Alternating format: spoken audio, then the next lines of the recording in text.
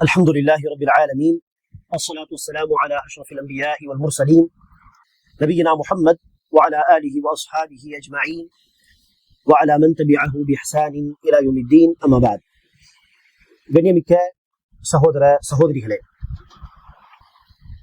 கொள்கையுடைய இந்த வகுப்பில் முஸ்லிம் சமூகத்தில் காணப்படுகின்ற ஷியா என்கிற ஒரு கூட்டத்தை பற்றியும், தர்காக்களை கண்ணியப்படுத்துகின்ற, தர்காக்களை கட்டி எழுப்பி அங்கு பல விதமான அனாச்சாரங்களை செய்யக்கூடிய தர்கா வணங்கிகள் என்று நாம் சொல்லலாம். அத்தகைய தர்கா வணங்கிகள் குறித்தும் சில விஷயங்களை சுருக்கமாக நாம் தெரிந்து கொள்ளலாம். அன்பானவர்களே, படைத்த அல்லாஹ்வுக்கு இணை வைத்தால் அது ஆக பெரிய குற்றம் என்பதாக நாம் படித்திருக்கிறோம். அந்த குற்றத்தை தன்னை முஸ்லிம் என்று சொல்லாத ஒருவன் செய்தால்தான் அது பாவம். அப்படி கிடையாது. யார் தன்னை முஸ்லிம் என்று அதிகாரப்பூர்வமாக அறிவித்து இஸ்லாத்தை தழுவி முஸ்லிமாக தன்னை அடையாளப்படுத்துகிறாரோ அவர் ஒரு முஸ்லிம். யார் தன்னை முஸ்லிமாக அறிமுகப்படுத்தவில்லையோ, அடையாளப்படுத்தவில்லையோ, அதிகாரப்பூர்வமாக கலிமாவை சொல்லி எல்லாம் இஸ்லாத்துக்கு வரவே இல்லையோ, கேட்டால் நான் இன்னார் இன்னார் என்று வேறு மதத்தின் பெயரை தான் சொல்கிறாரோ, அப்படிப்பட்டவர் இறைவனுக்கு இணை வைத்தால் தான் இணை வைப்பு. அல்லது மார்க்கத்தில் சொல்லப்பட்ட ஒரு மிக அடிப்படையான பகிரங்கமான ஒரு விஷயத்தை அப்படிப்பட்டவர்கள் நிராகரித்தால் தான் இறை நிராகரிப்பாளர்கள். அப்படி கிடையாது அன்பானவர்களே. கலிமா சொல்லி ஒருவர் இஸ்லாத்துக்கு வந்து விட்டார், தன்னை முஸ்லிமாக தான் அடையாளப்படுத்துகிறார். நீ யார்? நான் ஒரு முஸ்லிம் என்றுதான் சொல்கிறார். ஆனால் அப்படிப்பட்டவராக இருந்தும் படைத்த அல்லாஹ்வுக்கு இணை கற்பித்தால் அதுவும் இணை கற்பிப்புதான், அதுவும் ஷிர்க்குதான். பிறர் செய்தால் மாத்திரம் ஷிர்க்கு, உள்ளே இருக்கக்கூடியவர்கள் செய்தால் ஷிர்க் அல்ல. அப்படி கிடையாது. அந்த செயலை தான் நாங்கள் பார்க்க வேண்டும். இணை வைப்பு என்கிற அந்த கொள்கை, இணை வைப்பு என்கிற அந்த செயல், யார் செய்தாலும் அது இணை வைப்புதான், யார் நம்பினாலும் அது இணை வைப்புதான். அதே போல்தான் இறை நிராகரிப்பு, குஃபர். யூதர்கள், நசாராக்கள், இவர்கள் முகமது நபியை மறுத்தால் குஃப்ரு, இவர்கள் குர்ஆனை மறுத்தால் குஃப்ரு என்று சொன்னால், இதே மாதிரிதான் தன்னை முஸ்லிம் என்று சொல்லக்கூடியவர்கள் யாரும் முகமது நபியை மறுக்கப் போவதில்லை, குர்ஆனையும் மறுக்கப் போவதில்லை. ஆனால் என்ன செய்வார்கள்? மற்ற பல முக்கியமான விஷயங்களை மறுக்கக்கூடும். ஆக மார்க்கத்தில் நம்பிக்கை கொள்ள வேண்டிய முக்கியமான ஒரு விஷயத்தை தன்னை முஸ்லிம் என்று அடையாளப்படுத்தக்கூடியவர் மறுத்தாலும் அது குஃப்ருதான். அப்படிப்பட்டவரும் இறை நிராகரிப்பாளராக மாறிவிடுவார். ஆம், முஸ்லிம்களாக இருக்கக்கூடிய நாம் தன்னை முஸ்லிம் என்று அடையாளப்படுத்தக்கூடிய ஒருவனை இவன் இணை வைக்கிறான், இவன் தர்காக்கு போகிறான், அல்லது இவன் இதை மறுக்கிறான் என்கிற பெயரில் உடனே இதெல்லாம் முஸ்லிமே கிடையாது, இதெல்லாம் பக்கா காஃபிர் என்று நாம் அறிவிக்க கூடாது, டிக்ளேர் செய்யக்கூடாது. காரணம் வித்தியாசம் உண்டு. அவர்கள் அதிகாரப்பூர்வமாக கலிமாவை சொல்லி முஸ்லிம் ஆகவில்லை, இவர்கள் கலிமா சொல்கிறார்கள், தன்னை முஸ்லிம் என்று அடையாளப்படுத்துகிறார்கள். அப்படி இருக்க அவசரமாக நாம் நினைச்ச கூடாது யாரை பற்றியும் நீ ஒரு காஃபிரு, நீ தர்காக்களை வணங்குகிறாய், நீ ஒரு முஷ்ரிக்கு, நீ முஸ்லிமே கிடையாது என்றெல்லாம் நாம் டிக்ளேர் செய்யக்கூடாது. ஆனால் இது ஷிர்கான காரியம், இது குஃப்ரான ஒரு கொள்கை என்பதை நாம் என்ன செய்ய வேண்டும்? விளங்கி வைக்க வேண்டும். அப்படிப்பட்ட வழிகேட்டில் இருக்கக்கூடிய தன்னை முஸ்லிம்கள் என்று அடையாளப்படுத்தக்கூடிய அந்த முஸ்லிம்களுக்கும் எடுத்து சொல்ல வேண்டும், நீங்கள் இருப்பது தப்பான கொள்கை என்பதாக. சரி, அப்படிப்பட்ட ஷிர்கான அல்லது குஃப்ரான கொள்கையில் உள்ள முஸ்லிம்களுக்கு மத்தியில் இப்படிப்பட்ட ஒரு பாவத்தை செய்யக்கூடிய ஒரு கூட்டம் தான் இந்த ஷியா என்கிற கூட்டம். பெரும்பாலும் நாம் என்ன கேள்விப்படுவோம்? முஸ்லிம்கள் என்று சொன்னால் அவர்கள் மத்தியில் இரண்டு மேஜர் குரூப்ஸ் இருக்கிறது, ஷியா முஸ்லிம், சன்னி முஸ்லிம் என்று சொல்வார்கள். இந்த ஷியா முஸ்லிம்கள் என்று அழைக்கப்படுபவர்கள் அதில் மிக மிக மோசமான கொள்கைகள் எல்லாம் உண்டு. இந்த ஷியா முஸ்லிம்கள் என்று அழைக்கப்படுகின்ற இந்த கூட்டத்தின் அடையாளமாக தான் என்னது? அரபி கணக்குப்படி, அரபி கேலண்டர் படி முஹர்ரம் என்கிற மாதம் வரும் பொழுது இந்த கூட்டம் தான் நினைச்சுவார்கள் உலக அளவிலே கருப்பு துணி அணிந்து பிளேடு அல்லது கத்தி மாதிரியான விஷயங்களை, சங்கலி மாதிரியான விஷயத்தை பயன்படுத்தி அடித்து ரத்தத்தை சிந்துவார்கள், கத்துவார்கள். அந்த கூட்டம் தான் யாரு? இந்த ஷியா என்கிற கூட்டம். இந்த ஷியாவுடைய கொள்கை பத்தி எல்லாம் மணிக்கணக்கில பேசலாம். சுருக்கமாக ஒரு பார்வைதான். இந்த கூட்டம் ஷியா என்கிற கூட்டம் பார்த்தால் நபிகள் நாயகம் அவர்களுடைய மருமகன் மற்றும் நபிகள் நாயகம் அவர்களுடைய ஒரு தோழர் அலி ரலியல்லாஹு அன்ஹு என்கிற ஒரு சஹாபியை அல்லாஹ் அவர்களுக்கு என்ன ஒரு சிறப்பை கொடுத்தானோ நபி தோழர் என்ற அடிப்படையில் அந்த சிறப்பையும் தாண்டி அவர்களை உயர்த்தி எந்த அளவிற்கு என்றால் ஷியாக்களில் பல கூட்டங்கள் அலி ரலியல்லாஹு அன்ஹு என்கிற அந்த நபி தோழரை அல்லாஹ்வுக்கு சமமாக அல்லாஹ்வுக்கு ஈக்குவலாக கொண்டு போய் நிப்பாட்டி விடுவார்கள். அப்படிப்பட்ட கொள்கையெல்லாம் இந்த ஷியா என்கிற கூட்டத்தில் காணப்படுகிறது. காஃபிர்கள் அல்லாஹ்வுக்கு இணை வைத்தால் தான் இணை வைப்பா? தன்னை முஸ்லிம்கள் என்று அடையாளப்படுத்தக்கூடிய இந்த ஷியாக்கள் அலி ரலியல்லாஹு அன்ஹு என்கிற ஒரு மனிதரை, நபிகள் நாயகம் அவர்களுடைய மருமகன், நபிகள் நாயகம் அவர்களுடைய தோழர், அவரை அல்லாஹ்வுக்கு நிகராக ஆக்கினால் இதுவும் ஷிர்க் தான். யூதர்கள் நசாராக்கள் செய்தால் மட்டுமா ஷிர்க்கு? சிலை வணங்கிகள் செய்தால் மட்டுமா ஷிர்க்கு? இல்லை. முஸ்லிம்களாக தன்னை சொல்பவர்கள் பகிரங்கமாக இணை வைத்தால் அதுவும் இணை வைப்பு தான், ஷிர்க்கு தான். ஆக அலி ரலியல்லாஹு அன்ஹு அவர்களை வரம்பு மீறி புகழ்வது, அவர்களையும் அவர்களுடைய பிள்ளைகளையும் அல்லாஹ்வுக்கு நிகராக கொண்டு போய் நிப்பாட்டுவது, இறந்து போன பிறகும் அலி ரலியல்லாஹு அன்ஹு அவர்களுடைய பிள்ளைகள், அவர்களுடைய இந்த ஷியாக்களுடைய இமாம்கள் என்று அவர்கள் சில பேர்கள், எல்லோரும் நல்லவர்கள் தான், சரியான கொள்கையில் உள்ளவர்கள் தான். ஆனால் இந்த ஷியாக்கள் நினைச்சுவார்கள் இவர்களெல்லாம் நம்முடைய தலைவர்கள், இமாம்கள் என்று சொல்வார்கள். அத்தகைய மக்களை குறித்து இவர்களுடைய கொள்கை என்னவென்றால், இறந்து போன பிறகும் இவர்கள் உலகத்தை இயக்குகிறார்கள். உலகத்தை பரிபாலிப்பது யார்? அல்லாஹ்.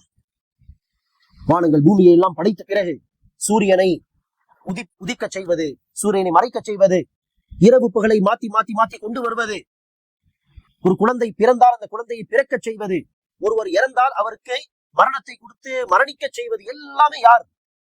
படைத்த அல்லாஹ் தான். ஆனால் இவர்கள் சொல்கிறார்கள் நம்முடைய இமாம்கள், நம்முடைய தலைவர்களுக்கு உலகத்தை பரிபாலிக்கக்கூடிய சக்தி இருக்கிறது. பகிரங்கமான ஷிர்கான கொள்கை. இப்படி பல ஷியாக்களிடம் இந்த கொள்கை காணப்படுகிறது. ஆம், ஷியாக்களில் சில கூட்டங்கள் இருக்கலாம் அல்லாஹ்வுக்கு இணை வைக்காத விதத்திலே ஏகத்துவ கொள்கையில் இருக்கக்கூடிய ஷியாக்களும் இருக்கலாம். அவர்கள் முஸ்லிம்களாக, முஸ்லிம்கள் உடைய அந்த வட்டாரத்தில் அவர்கள் வருவார்கள். ஆனால் பகிரங்கமான ஷிர்கான கொள்கையை வைத்திருக்கும் ஷியாக்கள், அவர்கள் தன்னை முஸ்லிம்கள் என்று அடையாளப்படுத்திக் கொண்டாலும் அவர்கள் ஏகத்துவ கொள்கையில் உண்மையான இஸ்லாத்தில் இருந்தால்தான் அவர்கள் உண்மையான முஸ்லிம்கள். மற்றபடி நான் முஸ்லிம், நான் முஸ்லிம் என்று சொல்லிக்கொண்டு அல்லாஹ்வுக்கு பகிரங்கமாக ஷிர்க் செய்வது, குர்ஆனுடைய வசனங்களை நிராகரிப்பது, அப்படின்னு இருக்கிறார்கள் ஷியாக்கள். குர்ஆனுடைய வசனங்களை நிராகரிப்பது, நபிகள் நாயகம் அவர்களுடைய ஹதீசுகளை நிராகரிப்பது, ஹதீஸ் எல்லாம் ஒண்ணுமே கிடையாது, அதெல்லாம் பொய் என்று சொல்லி ஹதீசுகளை நிராகரிப்பது என்கிற பல பெரிய பெரிய குற்றங்களை செய்தால் அவர்கள் என்னதான் 1000 முறை 1008 முறை தன்னை முஸ்லிம் முஸ்லிம் என்று சொன்னாலும் அவர்கள் முஸ்லிம் ஆக முடியாது. யூதர்கள் பற்றி நாம் சொன்னோமா இல்லையா? அவர்கள் என்ன சொல்வார்கள்? நாங்கள் தான் அல்லாஹ்வுக்கு மிக நேசத்திற்குரியவர்கள், பாசத்திற்குரியவர்கள், நாங்கள் எல்லாம் சொர்க்கவாசிகள் சொன்னால் மாத்திரம் போதுமா? சத்திய கொள்கை ஏற்றதில் உறுதியாக இருப்பது அவசியமா இல்லையா? அதே சட்டம் தான் இந்த ஷியாக்களுக்கும். நாங்கள் எல்லாம் முஸ்லிம்கள், நாங்கள் நேர்வழியில் இருப்பவர்கள் என்று சொன்னால் பத்தாது, உண்மையில் நேர்வழி இருக்க வேண்டும்.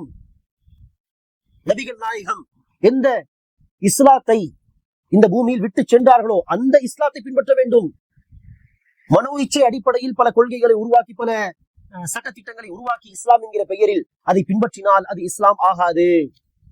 அப்படிப்பட்ட போலியான இஸ்லாம் என்கிற பெயரில் போலியான ஒரு மதத்தை பின்பற்றக்கூடிய ஒரு கூட்டம் தான் அன்பானவர்களே இந்த ஷியா என்கிற கூட்டம். அல்லாஹ் நாடிய சில ஷியாக்கள் தூய இஸ்லாத்தை பின்பற்றி சில விஷயங்களில் வழிகட்ட சிந்தனை இருக்கலாம், அல்லாஹ் நன்கறிந்தவன். ஆனால் பெரும்பாலும் ஷியாக்கள் என்று யார் உலகத்தில் காணப்படுகிறார்களோ அவர்கள் மிக மிக மோசமான கொள்கையில் இருப்பவர்கள். அவர்கள் அல்லாஹ்வுக்கு இணை வைக்கும் கொள்கையில் இருக்கிறார்கள். நபிகள் நாயகம் அவர்கள் குறித்து அவர்களின் கொள்கை சரியில்லை, குர்ஆன் பாதுகாக்கப்படவில்லை, குர்ஆனுடைய வசனங்கள் பாதுகாக்கப்படவில்லை என்றெல்லாம் நம்புகிறார்கள். அப்படிப்பட்ட மக்கள் எப்படி உண்மையான இறை விசுவாசிகளாக இருக்க முடியும்? அவர்கள் தான் என்ன செய்வார்கள்? தன்னைத்தான் இப்படி அடித்து அந்த முஹர்ரம் மாதத்திலே ரத்தத்தை சிந்துவார்கள். இது அவர்களுடைய அடையாளம். சரி, இன்னொரு கூட்டம் அன்பார்களே, முஸ்லிம்களுக்கு மத்தியிலேயே தர்கா வணங்கிகளுடைய ஒரு கூட்டம். அல்லாஹ்வுடைய கிருபையால் நாம் கலிமா சொல்லி அல்லாஹ் ஒருவனை மட்டுமே நான் வணங்குவேன், முஹம்மது அல்லாஹ்வின் தூதராவார் என்று சாட்சி சொல்லி இஸ்லாத்தில் வந்திருக்கிறோம் என்றால் இறுதி மூச்சு வரை உண்மையான இஸ்லாத்தில் நாம் இருக்க வேண்டும். அதற்காக இந்த விளக்கங்கள். இஸ்லாம் என்கிற பெயரில் யார் என்ன பேசுகிறார்களோ எல்லாமே உண்மை கிடையாது. ஷியாக்களும் இஸ்லாம் என்கிற பெயரில் தான் பேசுகிறார்கள். ஆனால் அல்லாஹ்வுக்கு இணை வைக்கும் விதமான கொள்கை, குர்ஆனை நிராகரிக்கக்கூடிய கொள்கை, ஹதீசுகளை நிராகரிக்கக்கூடிய கொள்கை என்றெல்லாம் பகிரங்கமான வழிகேடுகள் அந்த ஷியாவிடத்தில் காணப்படுகிறதே, அதே போல்தான் இந்த தர்கா வணங்கிகளிடத்திலும் பகிரங்கமான ஷிர்க், பகிரங்கமான குஃபுர் காணப்படுகிறது. ஆக முஸ்லிம் என்கிற பெயரிலே, இஸ்லாம் என்கிற பெயரில் யார் என்ன சொன்னாலும் நாம் நம்பிக்கை கொள்ள முடியாது. ஆக நாம் அல்லாஹ் ஒருவனை மட்டுமே வணங்குவேன், முகமது தூதரை மட்டுமே பின்பற்றுவேன் என்று கலிமா சொல்லி இஸ்லாத்தை ஏற்ற பிறகு தூய இஸ்லாத்தை, உண்மையான பியோர் இஸ்லாத்தை தான் பின்பற்ற வேண்டும். ஆக இந்த தர்கா வணங்கிகளை பாருங்கள், இறந்து போன நல்லடியார்கள் அவர்களுக்கு உறுதியான மண்ணறையை உருவாக்கி, சமாதி உருவாக்கி, அதன் மீது கட்டடம் கட்டி அதை பல விதத்தில் அலங்கரிப்பது. அங்கு அவர்கள் என்ன செய்வார்கள் என்று பார்த்தால், அந்த மண்ணறையை போய் சிரம் பணிவார்கள், சஜ்தா செய்வார்கள். அந்த மண்ணறையை சுத்தி சுத்தி சுத்தி வலம் வருவார்கள். தனக்கு தேவையானது எல்லாம் அந்த இறந்து போனவர்களிடத்தில் பிரார்த்தனை செய்து கேட்பார்கள். நேர்ச்சை செய்வார், நேர்த்தி கடன் செய்வார்கள். அந்த தர்காவில் போய் சிம்பிளான கேள்வி என்பார்களே, இது எல்லாமே இப்போது நாம் சொன்ன இது எல்லாமே இஸ்லாமா? இது இஸ்லாமா? இஸ்லாம் இதை செய்யும்படி சொல்கிறதா? தர்கா வணங்கிகள் செய்யக்கூடிய எந்த காரியத்துக்கும் இஸ்லாத்துக்கும் தொடர்பே கிடையாது. இஸ்லாம் என்ன சொல்கிறது? ஒருவர் இறந்து விட்டால் அவர்களை அடக்கம் செய்கிறோம். அடக்கம் செய்த பிறகு அந்த மண்ணறை ஹபர் என்பது, அது ஹபர் மண்ணறை என்று தெரிவதற்கு ஒரு ஜான் அளவுக்கு, ஒரு ஜான் 1.5 ஜான் அளவுக்கு மண்ணை இப்படி உயர்த்தி, ஹம்பு மாதிரி உயர்த்தி வைத்தால் கண்ணுக்கு தெரியும் இது ஹபர் மண்ணறை என்று தெரியும். அவ்வளவுதான். மண்ணுடைய ஹபர், மண்ணுடைய மண்ணறை தான் இருக்க வேண்டும். நபிகள் நாயகம் அந்த மண்ணறையை உறுதியாக செங்கல் வைத்து, கல்லு வைத்து உறுதியாக கட்டுவதையும், மண்ணறைகள் அருகில் உட்கார்ந்து அல்லாஹ்வை வணங்குவதையும், மண்ணறையை வணங்குவது கிடையாது, மண்ணறைக்கு அருகில் உட்கார்ந்து அல்லாஹ்வை வணங்குவதையும், மண்ணறை மீது, சமாதி மீது கட்டடம் கட்டுவதையும் தடுத்தார்கள் என்று ஹதீஸிலே பார்க்கிறோம். நபிகள் நாயகம் தடுத்திருக்கிறார். என்ன? கபறுகளை செங்கல் வைத்து, கல்லு வைத்து உறுதியாக கட்டக்கூடாது. மண்ணுடைய கபர் தான் இருக்க வேண்டும். அதுவும் கபர் என்று தெரிவதற்கு 1 ஜான் 2 ஜான். ஆக மண்ணறையை உறுதியாக கல்லு வைத்து கட்டுவதோ, அல்லது மண்ணறை மீது பில்டிங் கட்டுவதோ, மண்ணறை மீது உட்காருவதோ, அல்லது மண்ணறைக்கு அருகில் உட்கார்ந்து அல்லாஹ்வை வணங்குவதோ, வணங்குவது அல்லாஹ்வை தான். ஆனால் கபருக்கு அருகில் உட்கார்ந்து வணங்கினால் கூடாது, அனுமதி இல்லை. அது அல்லாஹ்வை வணங்க வேண்டிய இடம் கிடையாது. எந்த வணக்கம் செய்யலாம்? அடக்கம் செய்யப்பட்ட அந்த நபருக்காக அங்க நின்று அல்லாஹ்விடத்தில் துஆ செய்யலாம். யா அல்லாஹ், இவரை மன்னித்து விடு, இவருடைய பாவங்களை மன்னித்து இவர்கள் மீது அருள் செய்வாயாக என்று அவர்களுக்காக துஆ செய்கிறோமே, பிரார்த்தனை, அந்த வணக்கத்தை செய்யலாம். தொழுகை என்கிற வணக்கம் செய்யக்கூடாது. அங்கு போய் தொழுது, ருக்கு செய்து, சஜ்தா எல்லாம் செய்யலாமா மண்ணறைக்கு அருகில் என்று கேட்டால் மார்க்கத்தில் அனுமதி இல்லை. தொழுவதற்கு தடை செய்யப்பட்ட இடம் அது, சமாதி உள்ள இடம், கபர் உள்ள இடம். ஆக மண்ணறைக்கு அருகில் நின்று அல்லாஹ்வையே தொழக்கூடாது என்று மார்க்கம் சொல்கிறது. ஆனால் இவர்கள் டைரக்டா அந்த மண்ணறையே போய் சஜ்தா செய்கிறார்கள், சிரம் பண்ணுகிறார்கள். இதுவா இஸ்லாம்? நபிகள் நாயகம் ஸல்லல்லாஹு அலைஹி வஸல்லம் அவர்கள் மரணிப்பதற்கு 2 அல்லது 3 நாட்கள் முன்பாக சொன்ன ஒரு ஹதீஸ் தான் இது. நபிகள் நாயகம் தன்னுடைய மௌத்துக்கு 3 நாட்கள் முன்பாக சொன்னார்கள், லஅனல்லாஹுல் யஹூத வன் நஸாரா இத்தஹது குபூர அன்பியாஇஹிம் மசாஜித். அல்லாஹ் நசாராக்களையும் யூதர்களையும் சபிக்கட்டும், அவர்கள் தன்னுடைய தூதர்களின் அடக்கஸ்தலங்களை வணக்கஸ்தலங்களாக, வணங்கும் இடங்களாக ஆக்கி கொண்டார்கள். எதற்காக நபிகள் நாயகம் இப்படி சொல்லி சபிக்க வேண்டும்? கூடிய சீக்கிரம் நானும் மரணிக்க போகிறேன். நான் மரணித்த பிறகு என்னுடைய மண்ணறை, என்னுடைய அடக்கஸ்தலத்தை நீங்கள் வணங்கும் இடமாக, வணக்கஸ்தலமாக ஆக்கிக் கொள்ளாதீர்கள் என்று இந்த சமூகத்தை எச்சரிக்கை செய்யும் விதமாக தான் இந்த செய்தியை சொன்னார்கள். ஆக பாருங்கள், யூதர்கள் நசாராக்கள் செய்தால் மட்டும்தான் தவறு கிடையாது. அதே தவறை முஸ்லிம்கள் என்று தன்னை சொல்லிக் கொள்ளும் மக்கள் செய்தாலும் தவறுதான், தவறுதான், வழிகேடுதான், ஷிர்கு தான், குஃபுர் தான், யார் செய்தாலும் சரி. ஆக நபிகள் நாயகம் தன்னுடைய மண்ணறையை வணங்கும் இடமாக ஆக்கி கொள்ளக்கூடாது என்பதற்காக இப்படி எச்சரிக்கை செய்திருக்கேன். மண்ணறைகளை உறுதியாக கட்டி, தர்கா கட்டி, அதை பல விதத்தில் அலங்கரித்து அங்கு போய் பல அனாச்சாரங்கள் செய்வது, இத்தனை அனாச்சாரங்களுக்கு இஸ்லாத்தில் அடிப்படையே கிடையாது. எல்லாமே இஸ்லாம் என்கிற பெயரிலே சிலை வணக்கம் மாதிரியான விஷயம், வித்தியாசமே இல்லை. ஒருவர் சொல்கிறார், இந்த RSS உடைய தலைவராக இருக்கிறார் அநேகமாக மோகன் பாகவத், அவர் சொல்கிறார், நமக்கும் இந்த முஸ்லிம்களுக்கும் வித்தியாசம் கிடையாது, இவர்களும் நம்முடைய இதுதான் வம்சம்தான். அந்த காலத்தில் சிலைகளை வணங்கி வணங்கி வணங்கி பழக்கமாகிவிட்டது. ஆக இப்போது முஸ்லிம்களாக மாறிவிட்டார்கள். ஆனால் அந்த பழக்க தோஷம், சமாதியை வணங்கி வருகிறார்கள். அந்த சிலைகள் அருகில் நின்று பஜனம் பாடி பாடி பழக்க தோஷம், இஸ்லாத்துக்கு வந்து விட்டார்கள். ஆனால் பழக்க தோஷமாக அங்க என்ன செய்கிறார்கள், தர்காவில் உட்கார்ந்து ஹவாலி பாடுகிறார்கள். சிலைகளுக்கு மாலை அல்லது ஆடை அணிவித்து பழக்கம். ஆக இப்போது சமாதி மீது பச்சை துணி போடுகிறார்கள் என்று பல விஷயங்களை அவர் ஒப்பிட்டு சொல்கிறார். ஆக அதே வழிகள் தான் இந்த தர்கா வணங்குகிற இடத்தில் காணப்படுகிறது. அது ஒருபோதும் இஸ்லாம் ஆகாது. ஆக அன்பானவர்களே, பாடத்தின் நோக்கம் என்னவென்றால், முஸ்லிம்கள் என்கிற பெயரில் யாரெல்லாம் இருக்கிறார்களோ எல்லோரும் உண்மையான இஸ்லாத்தை பின்பற்றுவதில்லை. பெரிய பிரச்சனை இது. முஸ்லிம்களில் மிக குறைந்த ஒரு வீதம்தான், ஒரு 8%, 9%, மிஞ்சி போனால் 10-11% தான் தூய இஸ்லாத்தை குர்ஆனில் என்ன சொல்லப்பட்டிருக்கிறதோ, நபிகள் நாயகம் அவருடைய ஹதீஸில் என்ன சொல்லப்பட்டிருக்கிறதோ, நபிகள் நாயகம் அந்த குர்ஆனுக்கு என்ன விளக்கங்கள் சொல்லி எந்த கொள்கையில் எந்த இஸ்லாத்தில் தன்னுடைய தோழர்களை சஹாபாக்களை விட்டு சென்றார்களோ அந்த தூய இஸ்லாத்தை பின்பற்றி நடக்கக்கூடிய முஸ்லிம்கள் சதவீதத்தில் மிக குறைந்தவர்கள். பெரும்பாலான முஸ்லிம்கள் இப்படி தர்கா வணக்கம், சிலை வணக்கத்துக்கு ஒப்பானதுதான் இந்த தர்கா வணக்கம், வித்தியாசம் ஏதும் கிடையாது. அவர்கள் சிலைகளை வணங்குகிறார்கள், இவர்கள் சமாதி வணங்குகிறார்கள், இவ்வளவுதான் வித்தியாசம். அப்படி ஷிர்கான காரியங்களில் ஈடுபடக்கூடிய இந்த மக்கள் மார்க்கத்துக்கு புறம்பாக நடந்து கொள்கிறார்கள். இது இஸ்லாம் கிடையாது. அந்த தர்காக்களை வணங்கக்கூடியவர்கள் முகமது நபியை குறித்து, முகமது நபி இறைவனுடைய ஒரு ரூபம் என்பதாகவும், முகமது நபி மாத்திரமல்ல நல்லடியார்கள் எல்லாம் இறைவனுடைய சக்தி உள்ளவர்கள் என்பதாகவும், எப்படி அந்த ஷியாக்கள் சொல்வார்களோ, இறந்து போய் அந்த சமாதியில் இருந்து கொண்டே அவர்கள் உலகத்தை பரிபாலிப்பார்கள் என்று, அதே நம்பிக்கை இந்த தர்கா வணங்கிகளும் இந்த நல்லடியார்கள் உலகத்தை பரிபாலிக்கக்கூடிய சக்தி உள்ளவர்கள் என்பதாகவும் ஷிர்கான பல கொள்கைகளை வைத்திருக்கிறார்கள். இது ஒருபோதும் இஸ்லாம் ஆகாது. நாம் உண்மையான இஸ்லாத்தை ஏற்று பின்பற்றி நடக்க கடமைப்பட்டிருக்கிறோம். இஸ்லாம் என்கிற பெயரில் மார்க்கெட்டில் இருக்கக்கூடிய பொய்யான போலியான கொள்கைகளை நாம் பின்பற்றக்கூடாது. இதை குறித்து நாம் எச்சரிக்கையாக இருக்க வேண்டும்.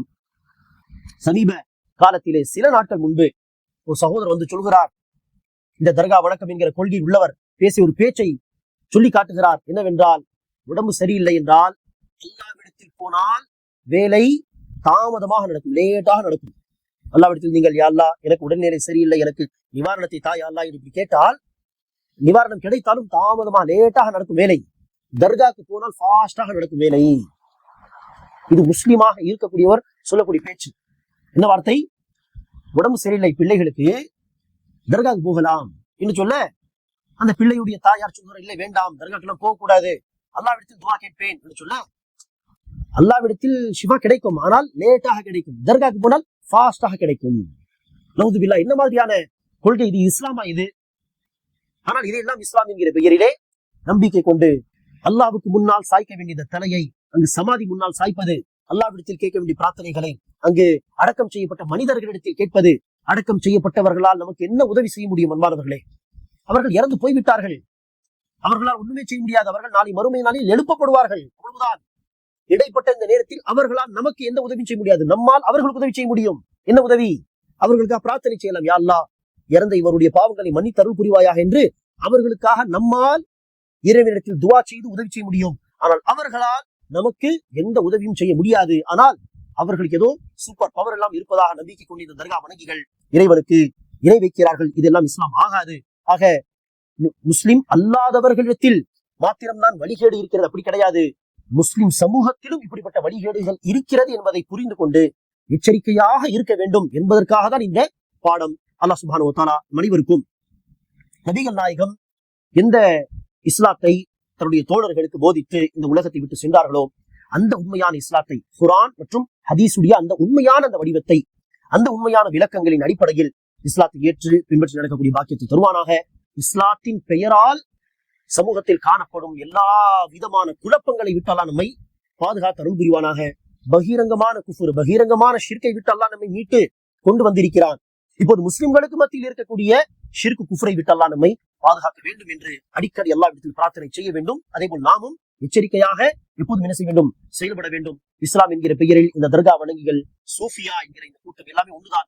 ஷியாக்கள் எல்லாம் என்ன பேசுகிறார்களோ அதை கேட்கவே கூடாது, அதை காது கொடுத்து கேட்கவும் கூடாது. கேட்டு அவர்கள் சொல்லக்கூடிய விஷயம் ஏதோ நம்முடைய உள்ளத்தில் பதிந்து குழப்பம் ஏற்பட்டு வழி தவறி போய்விடக் கூடாது என்பதற்காக அத்தகைய மக்கள் பேசுவதையெல்லாம் நாம் கேட்கவே கூடாது.